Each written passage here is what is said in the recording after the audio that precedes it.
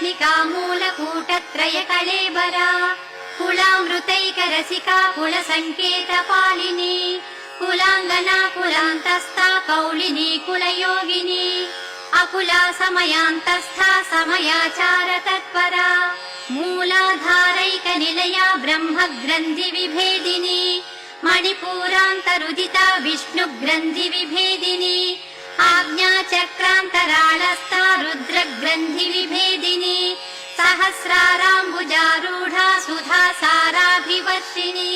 सटिल्लता समरुचिः षट्चक्रोपरि संस्थिता महाशक्तिः कुण्डलिनी विसतन्तु तनीयसी भवानी भावनागम्या भवारण्यकुठारिका भद्रप्रिया भद्रमूर्तिर्भक्त सौभाग्यदायिनी